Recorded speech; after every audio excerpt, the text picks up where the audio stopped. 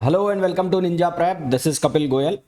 तो आज का जो लेक्चर है न्यूक्लियर फिजिक्स का, उसमें हम फर्दर प्रॉपर्टीज़ के बारे में डिस्कशन करेंगे।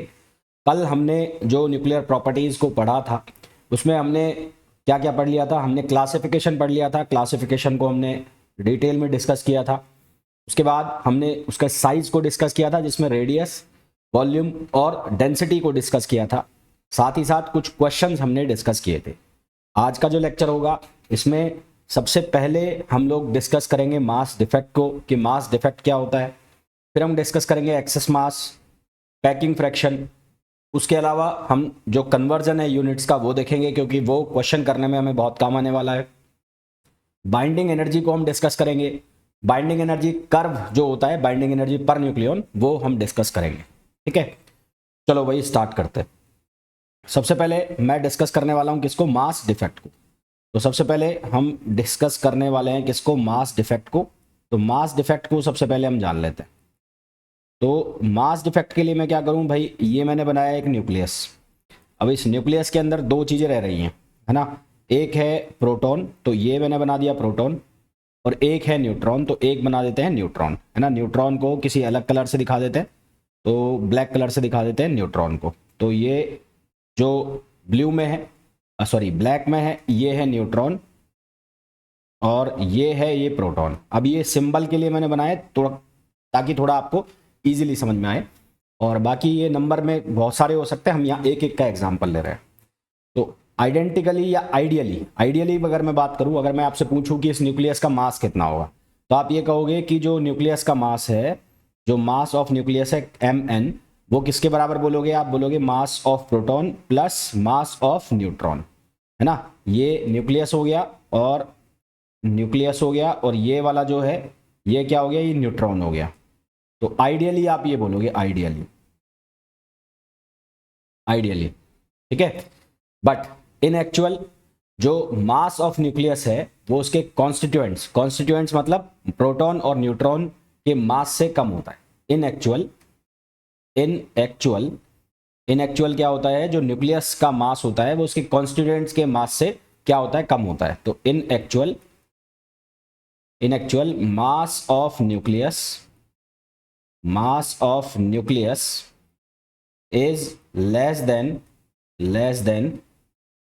the sum of mass, less than the sum of mass of its constituents, of its constituents, constituents, ठीक है। इसके जो कॉन्स्टिट्यूएंट्स होंगे उसके मास से इसका मास कम होगा इन एक्चुअल में। यानी कि मैं ये कहना चाह रहा हूं कि M P plus M N minus capital M N ये होगा, और इनके बीच में जो डिफरेंस आएगा वो डिफरेंस को हम लिखेंगे डेल्टा एम से।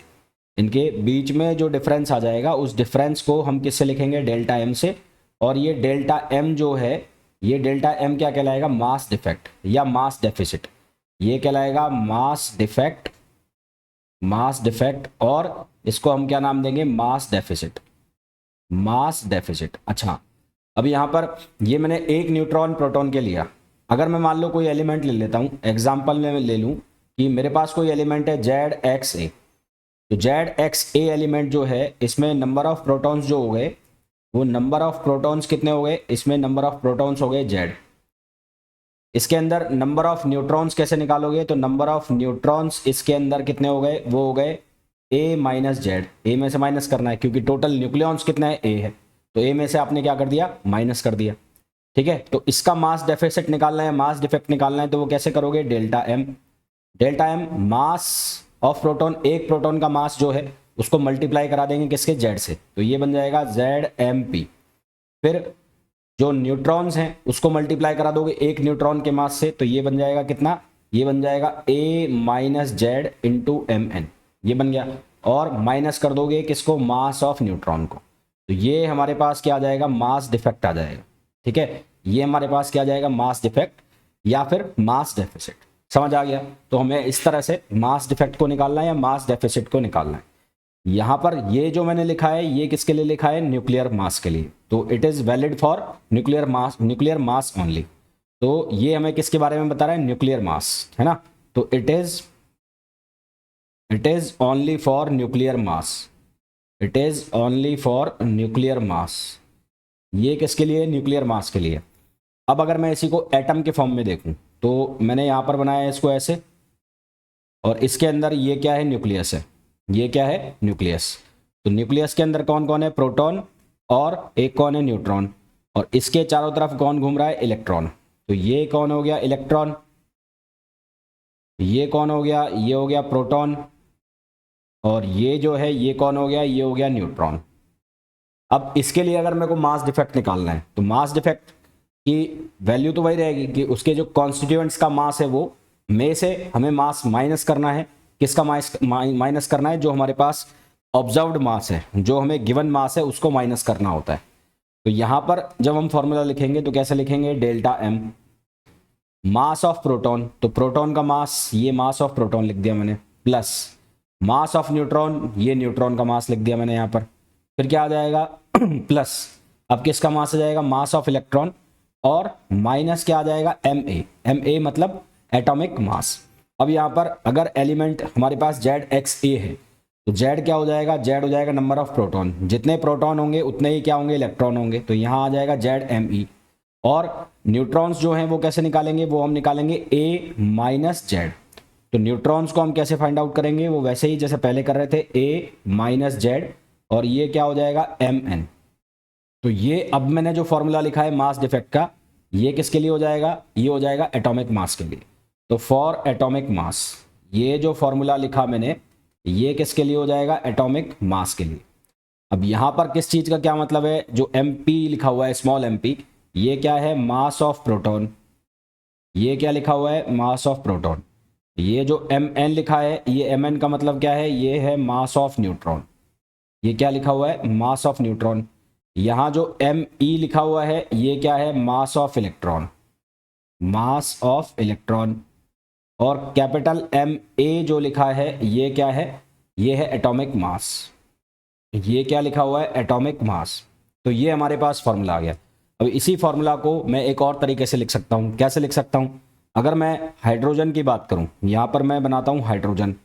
तो अगर मैं हाइड्रोजन की बात करूं तो हाइड्रोजन का जो मास है, हाइड्रोजन का जो मास है वो किस किस से मिलकर बना है? एक इलेक्ट्रॉन और एक प्रोटॉन, है ना। तो एम पी और प्लस एम ई, ऐसे लिख सकते हैं, mass of proton plus mass of electron. तो यहां से ये जो फॉर्मूला है, इसको मैं इस तरह से भी लिख सकता हूं कि डेल्टा एम इक्वल्स टू, यहां दोनों में से कॉमन ले लिया मैंने जेड, तो जेड कॉमन ले लिया ये, और जेड कॉमन लिया तो ये बन गया M P plus M E. और ये क्या लिखा हुआ है? ये ए माइनस जेड और एम एन, और माइनस एम ए। ठीक है। अब M P plus M E, इसको हम क्या लिख सकते हैं? Mass of hydrogen. तो इस फॉर्मूला को हम ऐसे भी लिख सकते हैं, Z M H, H stand for hydrogen का mass, plus A minus Z, ये हो गया एम एन, और माइनस एम ए। तो ये जो एटॉमिक मास के लिए मैंने फॉर्मूला लिखा, इसको हम इस तरह से भी लिख सकते हैं। ठीक है। तो ये जो डिफरेंस आता है, इसको हम कहते हैं मास डिफरेंस, या मास डिफेक्ट, या मास डेफिसिट। तो अलग अलग नाम है, किसी भी नाम से आप इसको यूज कर सकते हो। मेरे हिसाब से बहुत अच्छे से आपको समझ में आ गया होगा। इसमें ऐसे कोई लफड़ा वाली बात होगी नहीं जो तुम्हें समझ में ना आया हो। तो ये तो बात हो गई मास डिफेक्ट की। अब इसी तरह से एक वर्ड होता है एक्सेस मास या मास एक्सेस, है ना। एक वर्ड होता है मास एक्सेस, मास एक्सेस और एक्सेस मास, और एक्सेस मास, है ना। एक वर्ड ये होता है। तो ये वर्ड क्या होता है? ये वर्ड होता है जो हमारे पास एटॉमिक मास होता है, में से माइनस कर दे हम मास नंबर को, है ना। तो डिफरेंस बिटवीन, ये होता है difference between atomic mass, atomic mass जो गिवन हमें मास होगा, difference between atomic mass and mass number, atomic mass and mass number, mass number is known as mass excess और excess mass, mass excess, mass excess और excess mass। ठीक है। इसको हम क्या नाम देंगे? मास एक्सेस और एक्सेस मास। अगर मैं इसको लिखूं तो इसको भी लिखेंगे तो ऐसे ही मास एक्सेस को भी डेल्टा एम से, तो ये किसके बराबर लिखा जाएगा, m माइनस ए। तो ये m जो है ये क्या हो जाएगा, एटॉमिक मास जो हमें क्वेश्चन में गिवन होगा, और ये जो मास नंबर एलिमेंट का मास नंबर होता है वो, तो ये मास नंबर होगा। और ये टोटली डिफरेंट है, मतलब आप ये कहो कि मास डेफिसिट या मास डिफेक्ट और मास एक्सेस दोनों एक ही है, तो ये गलत है। दोनों क्या है, अलग अलग चीजें हैं, है ना। तो mass excess and mass deficit both are different parameters. तो मास एक्सेस यहां नोट लगा के मैं लिख रहा हूं, mass excess and mass deficit, mass deficit both are different, both are different terms, दोनों अलग अलग टर्म्स है, दोनों सेम टर्म नहीं है। हालांकि जब हम पैकिंग फ्रैक्शन निकालते हैं तो पैकिंग फ्रैक्शन में हम यही पढ़ते हैं कि डेल्टा एम अपॉन ए, मास डिफेक्ट अपॉन जो एटॉमिक मास है वो हम कंसिडर करके और वो फॉर्मूला निकालते हैं, परंतु वो एक्चुअल में होता क्या है, वो मास एक्सेस होता है ना। क्या होता है, मास एक्सेस। तो मेरे हिसाब से ये आपको बहुत अच्छे से क्लियर हो गया होगा कि मास डेफिसिट और मास एक्सेस क्या है, दोनों अलग अलग चीजें हैं। मास डेफिसिट या मास डिफरेंस की अगर हम बात करें तो वो क्या होता है, वो होता है जो सम ऑफ कॉन्स्टिट्यूएंट्स है जिनसे मिलकर न्यूक्लियस बना है, उनके मास में से न्यूक्लियर का मास माइनस हो रहा है, तो उसको हम कहते हैं मास डिफेक्ट या मास डिफरेंस। यहां पर मास एक्सेस में क्या है, जो हमें एटॉमिक मास गिवन होगा क्वेश्चन के अंदर, उसमें से हम मास नंबर को माइनस कर देंगे, तो हमारे पास क्या आएगा, मास एक्सेस और एक्सेस मास। आई होप यहां तक बहुत अच्छे से आपको चीजें क्लियर हो गई होंगी। अब मैं बात करने वाला हूं किसकी, पैकिंग फ्रैक्शन।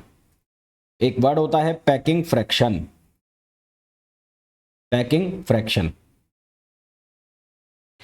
पैकिंग फ्रैक्शन को शॉर्ट में हम लिखते हैं पीएफ, और इसको हम शो करते हैं किससे, एफ से, एफ से शो करते हैं। तो पैकिंग फ्रैक्शन जो है वो पैकिंग फ्रैक्शन और एफ, इसको हम ऐसे लिखते हैं डेल्टा एम अपॉन ए। आपने मैथमेटिकली इसको ऐसे लिखा हुआ देखा होगा, यानी कि डेल्टा एम अपॉन ए को हम ऐसे भी रीड कर लेते हैं कि मास डिफेक्ट का जो एटॉमिक जो हमारे पास मास नंबर है उसके साथ जो रेशो है उसको हम पैकिंग फ्रैक्शन कहते हैं। सबसे पहले तो पैकिंग फ्रैक्शन बता के आ रहा है कि न्यूक्लियस के अंदर जो पैकिंग हो रही है प्रोटॉन और न्यूट्रॉन की, वो किस तरह से, उसकी वैल्यू क्या है, तो उसके हिसाब से ये इसकी वैल्यू से हमें यहाँ से पता लग जाता है। दूसरा, न्यूक्लियर की स्टेबिलिटी का यहाँ से आइडिया लग जाता है पैकिंग फ्रैक्शन की वैल्यू से।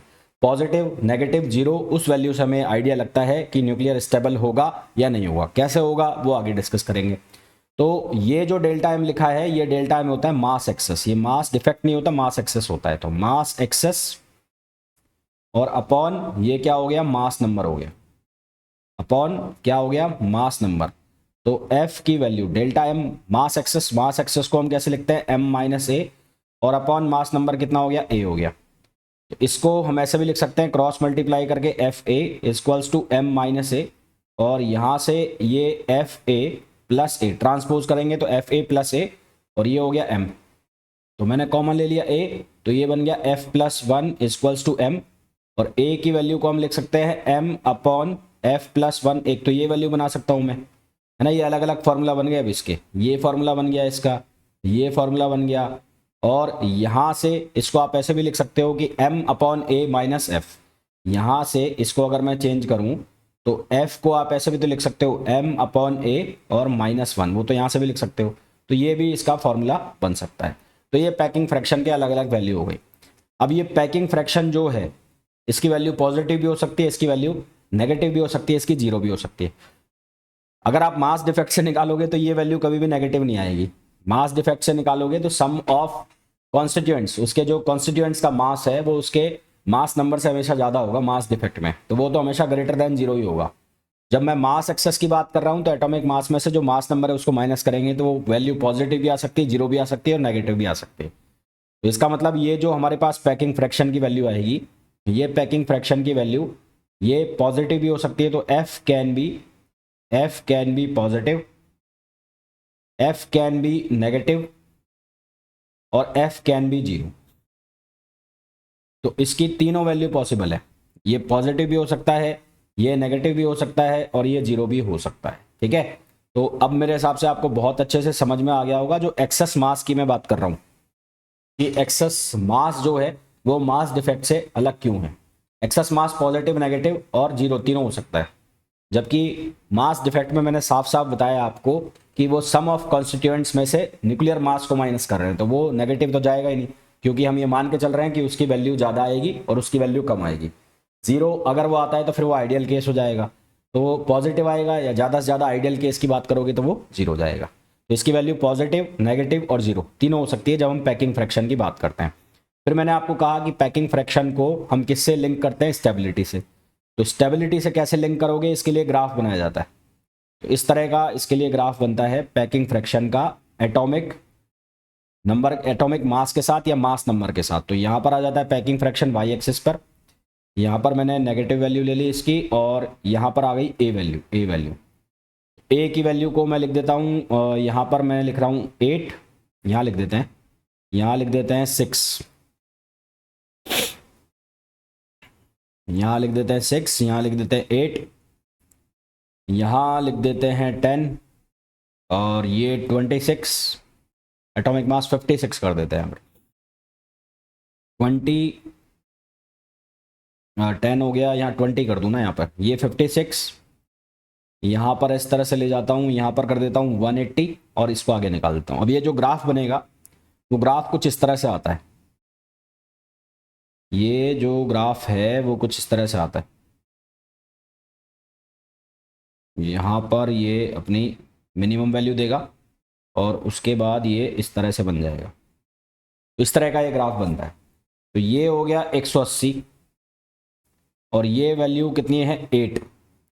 तो ए यहाँ पर कौन सा एलिमेंट हो गया, ऑक्सीजन 16 है ना। तो ये हो गया 8O16, यहाँ 16 कर लो इसको, ये 16 कर लो, तो ये हो गया 16, ये 16 हो गया, और ये हो गया एटॉमिक मास 180। ये 56 जहाँ पर लिखा हुआ है मैंने, यहाँ पर इसकी मैक्सिमम वैल्यू आ रही है, और यहाँ पर आ गया फेरस 26 Fe56। तो यहाँ इस ग्राफ से हमें कुछ ऑब्जर्वेशन आ रही है। क्या ऑब्जर्वेशन आ रही है कि जब इसकी वैल्यू 16 से कम है, कितने से कम है 16 से, तो व्हेन ए लेस देन 16, जब ए की वैल्यू 16 से कम है तो ये ग्राफ पॉजिटिव है ना। तो एफ जो है वो कौन सी वैल्यू दे रहा है, पॉजिटिव। जब ए की वैल्यू 180 से और 16 के बीच में, 16 से 180 के बीच में, तो ये ग्राफ जो है वो नेगेटिव वैल्यू दे रहा है। और जब ए की वैल्यू 180 से ज़्यादा है तो ये ग्राफ जो है वो कौन सी वैल्यू दे रहा है, पॉजिटिव। कौन सी वैल्यू दे रहा है, पॉजिटिव। अब मिनिमम एनर्जी जहां पर है वहां पर है स्टेबिलिटी, और जहां मैक्सिमम एनर्जी है वहां पर है अनस्टेबिलिटी। तो जब एफ की वैल्यू पॉजिटिव होगी तो उसको हम कहेंगे अनस्टेबल, तो उसको हम क्या नाम देंगे, अनस्टेबल। एफ की वैल्यू जब नेगेटिव होगी तो उसको हम क्या नाम देंगे, स्टेबल। और यहां पर क्या हो जाएगा, अनस्टेबल। इसका मतलब ये हो गया कि ये ग्राफ से हमें ये पता लग रहा है कि एफ की वैल्यू पॉजिटिव आएगी तो हम कहेंगे कि जो एलिमेंट है वो स्टेबल है, अनस्टेबल है। एफ की वैल्यू नेगेटिव आएगी तो हम कहेंगे कि वो एलिमेंट स्टेबल हो सकता है। एफ की वैल्यू पॉजिटिव आएगी तो वो स्टेबल अनस्टेबल है। क्या है, अनस्टेबल। और इस ग्राफ से फिर कुछ इंफॉर्मेशन ये भी मिल रही है कि जो लोअर एटॉमिक मास वाले हैं, लोअर एटॉमिक मास वाले मतलब जिनका एटॉमिक मास 16 से कम है, वो अनस्टेबल होंगे क्योंकि उनका जो पैकिंग फ्रैक्शन है वो पॉजिटिव आएगा। 16 से 180 के बीच में जो है उनका पैकिंग फ्रैक्शन नेगेटिव आएगा तो वो स्टेबल होंगे, और 180 के ऊपर वाले सारे के सारे क्या होंगे, अनस्टेबल होंगे। यहाँ पर जो मैक्सिमम स्टेबल जो आएगा वो आएगा Fe56, ये क्या आएगा, मैक्सिमम स्टेबल। मैक्सिमम स्टेबिलिटी जो आएगी वो किसकी आएगी, Fe56 की आएगी। तो ये सारी इंफॉर्मेशन हमें कहाँ से मिलती है, पैकिंग फ्रैक्शन से मिलती है। तो आप ये भी बोल सकते हो कि न्यूक्लियस की स्टेबिलिटी को बताने में जो फैक्टर्स होते हैं उनमें से पैकिंग फ्रैक्शन भी एक फैक्टर होता है ना।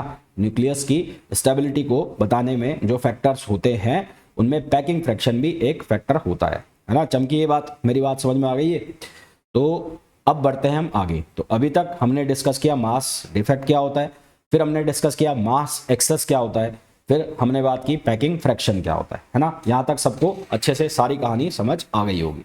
अब बात करते हैं आगे, एक मिनट रुको।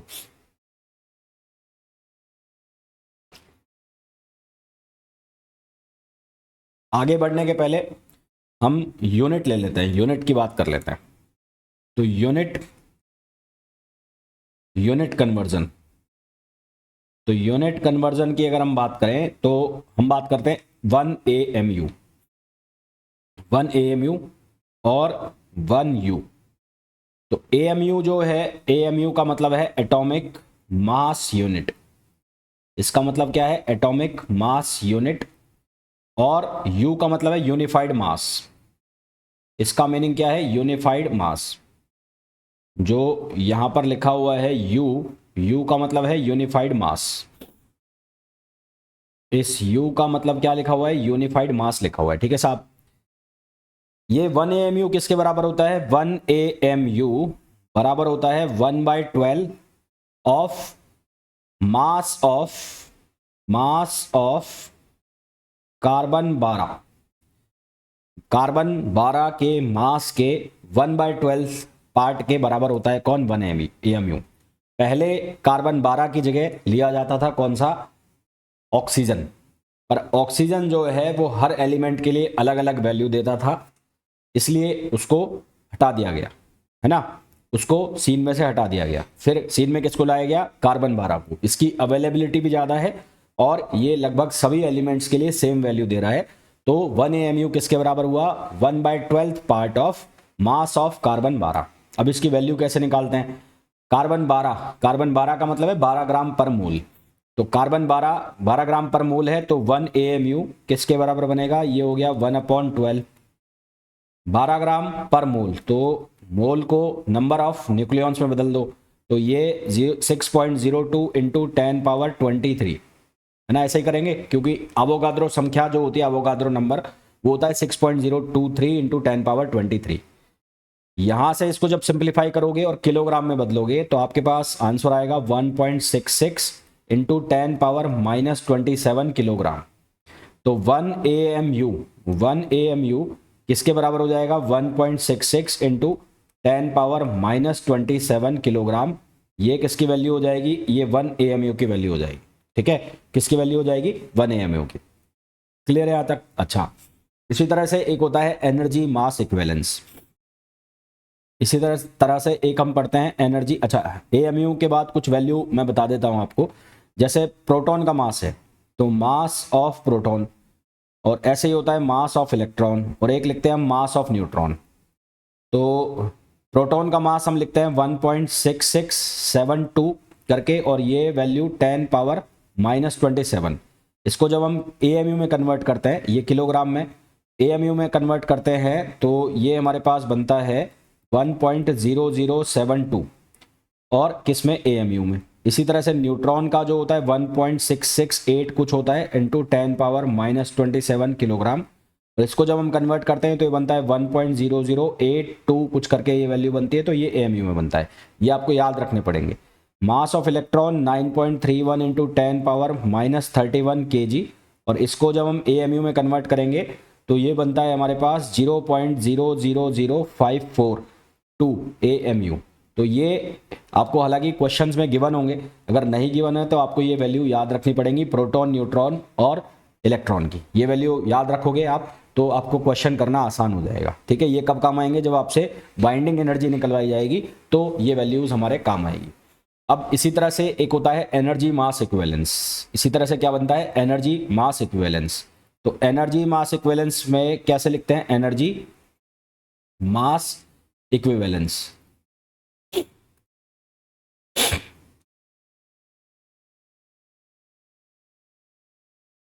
Energy mass equivalence. तो एनर्जी मास इक्विवेलेंस में हम कैसे निकालेंगे? हमारे पास E दे दी, E इक्वल्स टू कितना है? mc²। तो let m equals to 1 AMU, हमने 1 AMU ले लिया, और 1 AMU किसके बराबर है? 1.66 इंटू 10⁻27 kg। तो इसको जब मैं कन्वर्ट करूंगा तो ये बनेगा 1.66 इंटू 10⁻27। C की वैल्यू लाइट की स्पीड है, ये वैल्यू रख देंगे 3 इंटू 10⁻8 स्क्वायर, और इसको हम मेगा इलेक्ट्रॉन वोल्ट में कन्वर्ट करेंगे तो इसको हम डिवाइड कर देंगे 1.6 इंटू 10 किससे? -19 से। वो इलेक्ट्रॉन वोल्ट के लिए, और मेगा के लिए 10⁻6 से और डिवाइड कर दो। तो इसको डिवाइड कर दोगे किससे?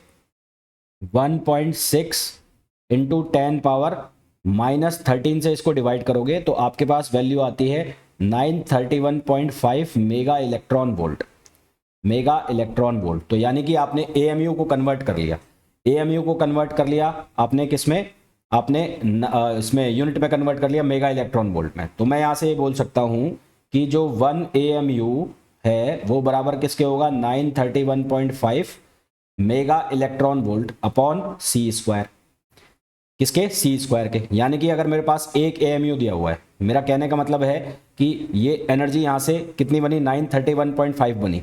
अब अगर आप डायरेक्ट ये बनाना चाहते हो 1 एएमयू से, तो 1 एएमयू, इसको आप सीधा कन्वर्ट करना चाहते हो किसमें, मेगा इलेक्ट्रॉन वोल्ट में, तो एएमयू में लिखा हुआ है, तो एएमयू को आप लिख दो सीधा कितना, 931.5 अपॉन सी स्क्वायर, और ये सी स्क्वायर यहाँ पर है, तो सी स्क्वायर से सी स्क्वायर कट गया, क्या आंसर आ जाएगा, 931.5। तो ये मैं क्या कह रहा हूँ कि 1 एएमयू किसके बराबर होगा, 931.5 मेगा इलेक्ट्रॉन वोल्ट पर सी स्क्वायर, मेगा इलेक्ट्रॉन वोल्ट पर सी स्क्वायर इसके बराबर होगा 1 एएमयू। तो हमें क्वेश्चन में जब भी एएमयू में यूनिट मिलेगी मास की, और हमें सीधा उसको एनर्जी में कन्वर्ट करना होगा, तो हम सीधा सीधा मल्टीप्लाई कर देंगे 931.5 से। किससे मल्टीप्लाई कर देंगे, सीधा सीधा मल्टीप्लाई कर देंगे 931.5 से, तो वो कन्वर्ट हो जाएगा किसके अंदर, मेगा इलेक्ट्रॉन वोल्ट के अंदर कन्वर्ट हो जाएगा। तो ये एनर्जी कंजर्वेशन जो है, एनर्जी कन्वर्जन सॉरी, ये आपको याद रखने पड़ेंगे। ये याद रखोगे तो बहुत सारे क्वेश्चन जो हैं वो आसान हो जाएंगे। पैकिंग फ्रैक्शन की हमने बात कर ली, एनर्जी के जो यूनिट्स है उसकी हमने बात कर ली। अब हम बात करेंगे बाइंडिंग एनर्जी की। किसकी बात करेंगे, बाइंडिंग एनर्जी। अब हम बात करेंगे बाइंडिंग एनर्जी। तो बाइंडिंग एनर्जी नाम से ही पता लग रहा है, वो एनर्जी जो बांध के रखे हुए है। किसको बांध के रखे हुए है, न्यूट्रॉन और प्रोटॉन को। किसके अंदर, न्यूक्लियस के अंदर। वो एनर्जी जिसने न्यूक्लियस के अंदर न्यूट्रॉन और प्रोटॉन को बाइंड करके रखा हुआ है। क्यों बाइंड करके रखा हुआ है, क्योंकि प्रोटॉन प्रोटॉन है, तो न्यूक्लियस जो है, न्यूक्लियस के अंदर कौन कौन है, बहुत सारे प्रोटॉन्स है और बहुत सारे न्यूट्रॉन्स हो सकते हैं। तो बहुत सारे प्रोटॉन्स और क्या हो सकते हैं, बहुत सारे न्यूट्रॉन्स। तो एक प्रोटॉन एक न्यूट्रॉन, फिर ये रेड वाले हो गए कौन, प्रोटॉन, और ये ब्लैक वाले जो हो गए उनको मैं नाम देता हूँ न्यूट्रॉन। तो बहुत सारे प्रोटॉन हो गए और बहुत सारे क्या हो गए, न्यूट्रॉन हो गए। तो बहुत सारे प्रोटॉन हो गए और बहुत सारे क्या हो गए, न्यूट्रॉन हो गए। तो फोर्स लगेगा P और P, एक हो जाएगा Pn और एक हो जाएगा Nn। तो यहाँ पर अभी के लिए तो न्यूक्लियर फोर्स की मैं बात ही नहीं कर रहा हूँ। तो यहाँ पर प्रोटॉन प्रोटॉन जो है उसके बीच में क्या लगेगा, कूलम फोर्स लगेगा। क्या लगेगा, कूलम फोर्स लगेगा। और कूलम फोर्स जो होगा वो कौन सा होगा, रिपल्सिव होगा। ये जो कूलम फोर्स है ये कौन सा होगा, रिपल्सिव फोर्स होगा। तो ये रिपल्सिव फोर्स होगा, तो ये प्रोटॉन प्रोटॉन को दूर भगाएगा। अब दूर भगाएगा तो ये न्यूक्लियस की जो स्टेबिलिटी है उसको बिगाड़ेगा, और न्यूक्लियस अपनी स्टेबिलिटी को बनाए रखना चाहता है। तो उसकी स्टेबिलिटी को बनाए रखने के लिए उसको एक एनर्जी चाहिए जो इस प्रोटॉन प्रोटॉन को या प्रोटॉन न्यूट्रॉन को, या कुल मिला के ऐसा कह लो, ये जो एलिमेंट्स है, ये जो पार्टिकल्स है, इनको न्यूक्लियस के अंदर बांध के रखे, है ना। तो वो जो एनर्जी होगी जो इन पार्टिकल्स को न्यूक्लियस के अंदर बंद करके रखेगी, कन्फिगरेशन में बनाए रखेगी, उस एनर्जी को हम नाम देंगे बाइंडिंग एनर्जी। अब इसका कन्वर्स सोचो, इसका उल्टा, कि अगर मेरे को न्यूक्लियस को तोड़ना हुआ तो कम से कम मुझे उतनी एनर्जी तो देनी पड़ेगी जिसने इसको बांध रखा है। यानी कि मैं ऐसा भी बोल सकता हूं कि मिनिमम एनर्जी, वो मिनिमम एनर्जी जिससे कि एक न्यूक्लियस टूट जाएगा, उसको हम क्या कहेंगे, बाइंडिंग एनर्जी। तो दोनों डेफिनेशन सही है। तो बाइंडिंग एनर्जी क्या हुआ, द एनर्जी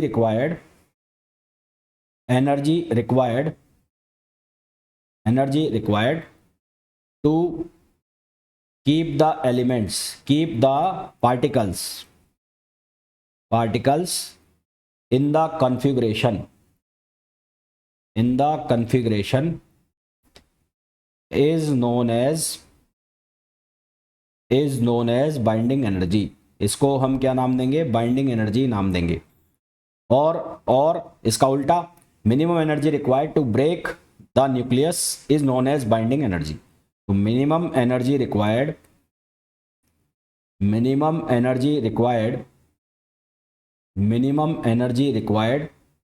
टू ब्रेक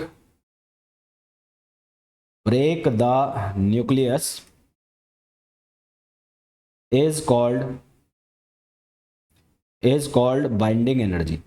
तो minimum energy required to break the nucleus is called binding energy. तो इसको हम क्या नाम देंगे, बाइंडिंग एनर्जी नाम देंगे। ठीक है, अब इसकी कैलकुलेशन कैसे करते हैं वो देखो। बाइंडिंग एनर्जी को हम लिखेंगे बीई से या बी से लिखेंगे, और ये किसके बराबर होती है, delta M C square. Delta M जो होगा, ये वाला डेल्टा एम, ये होगा मास डेफिसिट। ये क्या होगा, मास डेफिसिट और मास डिफेक्ट। मास डेफिसिट बोल लो, और या फिर क्या हो गया, मास डिफेक्ट और मास डिफेक्ट। ठीक है, तो यहां से जो बीई है उसकी वैल्यू डेल्टा एम, न्यूक्लियस के केस में अगर मैं लिखूं तो न्यूक्लियस के केस में क्या बनेगा, ये बनेगा Z M P plus A minus Z, Z M P plus A minus Z M N minus capital M N और सी स्क्वायर। ये किसके लिए, for nuclear mass, for nuclear mass. और अगर मैं किसके फॉर्म में लिखूं, इसको लिखता हूं इसके लिए एटॉमिक मास के लिए, तो एटॉमिक मास के लिए क्या लिखेंगे, Z M P plus Z M E plus A minus Z M N minus capital M N, और ये क्या हो गया, सी स्क्वायर। ये किसके लिए हो गया, for atomic mass, for atomic mass. तो ये किस केस में आ गया, एटॉमिक मास के केस में, और ये किस केस में आ गया, ये न्यूक्लियर मास के केस में आ गया।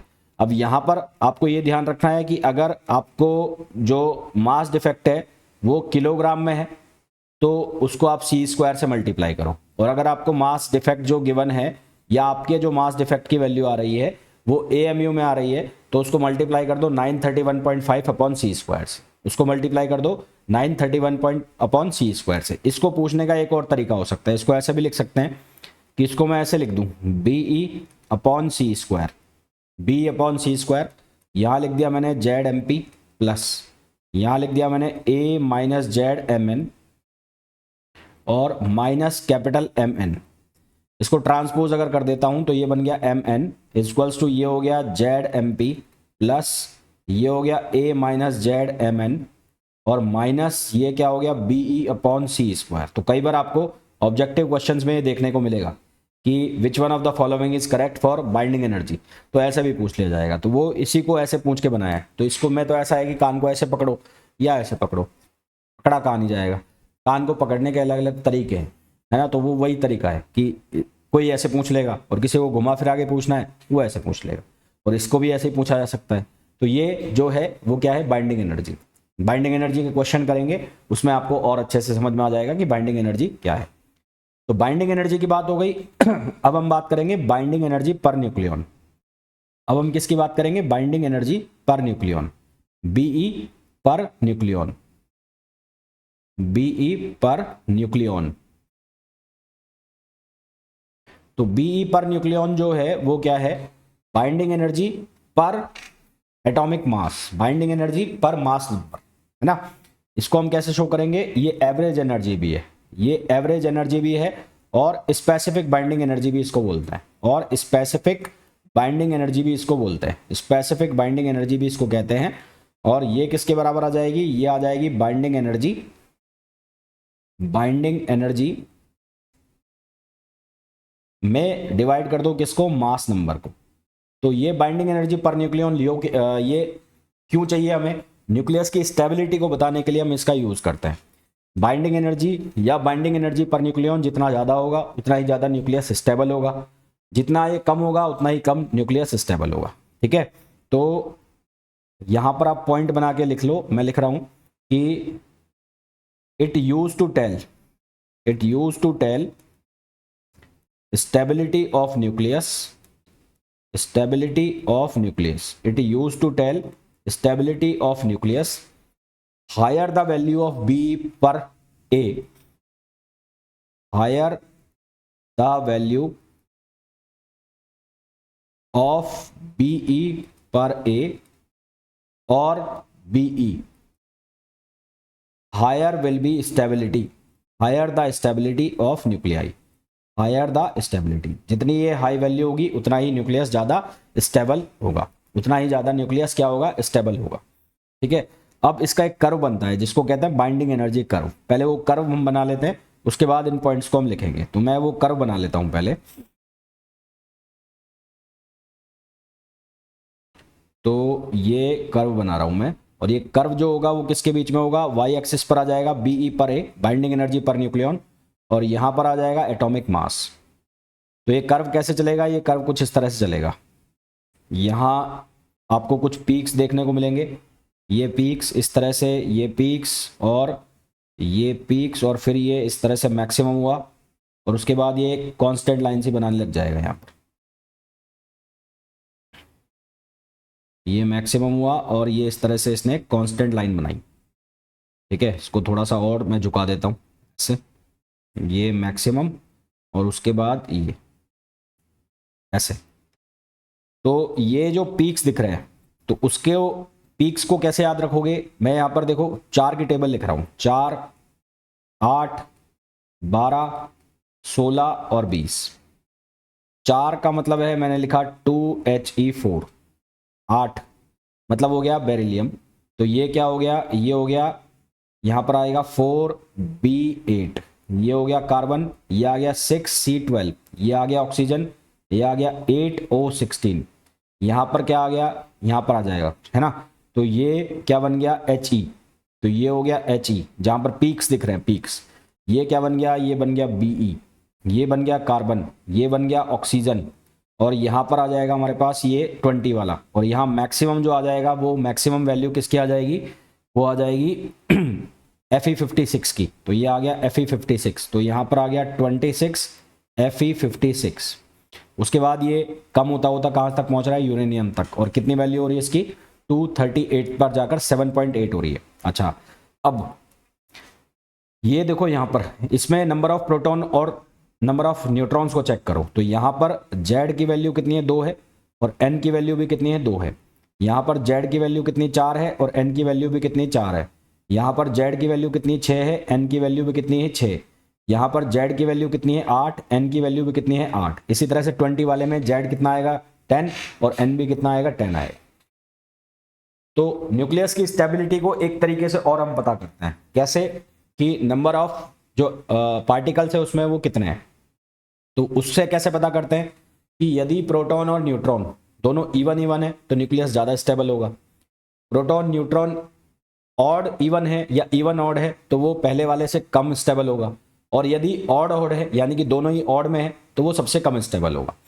तो यहाँ पर जो ये लिखा हुआ है He, बेरिलियम, कार्बन, ऑक्सीजन, तो यहाँ ध्यान से देखो तो ये सारे इवन में है और बराबर भी हैं।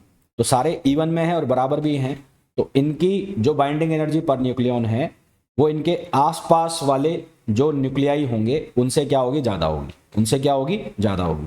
ठीक है, तो ये कर्व पहले इनिशियली एटॉमिक मास बढ़ने के साथ साथ ये कर्व बढ़ रहा है। हमें कुछ पीक्स देखने को मिल रहे हैं, कौन से पॉइंट्स पर, 4, 8, 12, 16, 20 जिनके एटॉमिक मास है।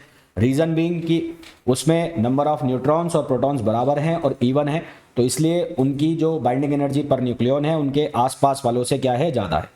ये अपनी मैक्सिमम वैल्यू को अटेन करता है कहाँ पर, Fe56 के ऊपर, और इसकी मैक्सिमम वैल्यू हो जाती है 8.8 मेगा इलेक्ट्रॉन वोल्ट। कितनी हो जाती है, 8.8 मेगा इलेक्ट्रॉन वोल्ट। उसके बाद ये कॉन्स्टेंटली यानी कि मोनोटोनिकली ये डिक्लाइन करता है, और लास्ट में यूरेनियम पर पहुंचते पहुंचते, यूरेनियम 238 तक पहुंचते पहुंचते इसकी जो वैल्यू है वो हो जाती है 7.5 मेगा इलेक्ट्रॉन वोल्ट। कितनी हो जाती है, 7.5 मेगा इलेक्ट्रॉन वोल्ट। 16 के ऊपर, 20 के ऊपर की जो अगर हम रेंज निकालें लास्ट तक, तो वो वैल्यू कितनी मिलती है हमें, वो value approximately average value 8 mega electron volt मिलती है। कितनी मिलती है, 8 मेगा इलेक्ट्रॉन वोल्ट। तो ये कुछ इसके क्या होते हैं, ऑब्जर्वेशंस होते हैं जो आपको याद रखने होते हैं। तो मैं अब वो पॉइंट्स पॉइंट बाय पॉइंट मैं वो लिख रहा हूं। तो initially Be per A increases with atomic mass with A, and we get some peaks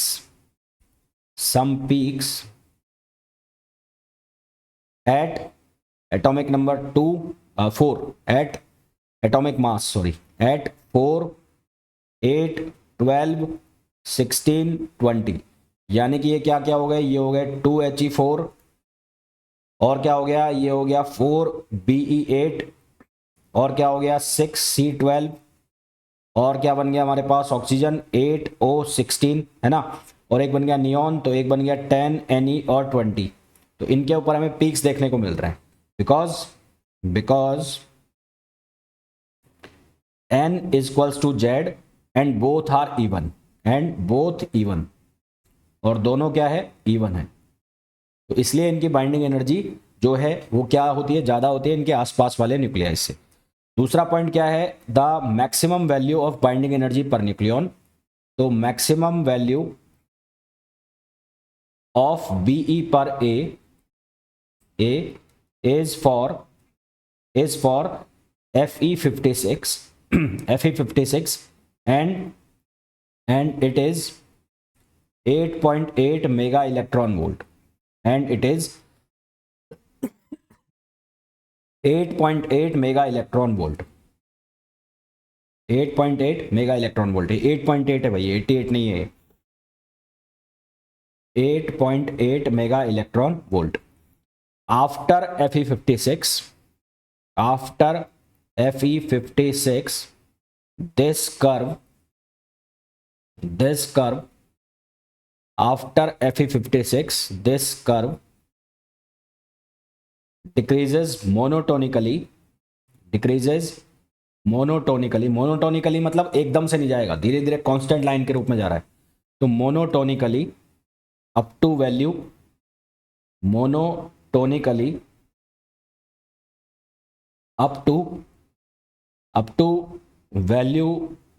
7.5 mega electron volt, 7.5 mega electron volt इसके लिए फॉर यूरेनियम 238। ये यूरेनियम 238 के लिए 7.5 मेगा इलेक्ट्रॉन वोल्ट हो जाता है, यानी कि 20 के ऊपर और 180 तक जो इसकी एवरेज वैल्यू आती है वो आती है 8 मेगा इलेक्ट्रॉन वोल्ट। तो व्हेन A ग्रेटर देन 20 और कहां तक है, 180 तक है, तो इसकी एवरेज वैल्यू हमको जो मिल रही है वो 8 मेगा इलेक्ट्रॉन वोल्ट मिल रही है। Then average value of Be per A is 8 mega electron volt. क्या वैल्यू है, 8 मेगा इलेक्ट्रॉन वोल्ट है। और दूसरा यहां से हम ये भी कह सकते हैं कि इस कर्व से हमें ये भी पता लग रहा है कि 20 से कम वो कम स्टेबल होंगे न्यूक्लियाई, जो लाइटर न्यूक्लियाई हैं वो कम स्टेबल होंगे। बीच वाली रेंज के हैं जो 20 से 180 तक है वो स्टेबल होंगे, और 180 से ऊपर वाले जो हैं वो कम स्टेबल होंगे। ठीक है, तो A less than 20 less stable. मैं लेस स्टेबल इसलिए लिख रहा हूं क्योंकि यहां पर हमें कुछ पीक्स भी मिले हैं, तो हालांकि अनस्टेबल है इसलिए मैं इसको लेस स्टेबल लिख रहा हूं। दूसरा क्या होगा, A की जो वैल्यू है 180 और कहां से कहां तक, 20 से 180, तो ये क्या होंगे, स्टेबल। और 180 से ऊपर जब है, A की वैल्यू 180 से ऊपर है तो भी ये क्या है, लेस स्टेबल है। या आप इसको ऐसे भी बोल सकते हो कि जो मेडियोकर रेंज वाले हैं 20 से 180 वाले हैं वो ज़्यादा स्टेबल है उसके पहले वालों से, और उसके बाद वालों से वो क्या होंगे, ज़्यादा स्टेबल होंगे। तो ये बाइंडिंग एनर्जी जो पर न्यूक्लियन है या बाइंडिंग एनर्जी कर्व जो है उससे ये इन्फॉर्मेशन हमें मिलती है। तो बहुत सारी चीज़ें हमने पढ़ी आज की क्लास में। हमने सबसे पहले स्टार्टिंग की मास डिफेक्ट से, फिर हमने ये देखा कि मास डिफेक्ट और मास एक्सेस में क्या डिफरेंस है, फिर उसके बाद हम लोगों ने ये डिस्कस किया कि इनकी जो यूनिट कन्वर्जन है वो कैसे होता है। पैकिंग फ्रैक्शन हमने देखा, पैकिंग फ्रैक्शन का कर्व हमने देखा, फिर हमने बाइंडिंग एनर्जी को निकालना सीखा, उसको अलग अलग फॉर्म में किस तरह से लिखते हैं वो हमने सीखा। फिर हमने सीखा कि बाइंडिंग एनर्जी पर न्यूक्लियन क्या होता है, बाइंडिंग एनर्जी पर न्यूक्लियन का कर्व कैसे बनता है। ठीक है, तो ये बहुत बेसिक चीजें थी। कल की क्लास में सबसे पहले इनके ऊपर कुछ क्वेश्चंस हम लोग करेंगे और देन उसके बाद फिर आगे की चीजें हम डिस्कस करेंगे। तो मिलते हैं कल की क्लास में। Till then thank you, bye bye.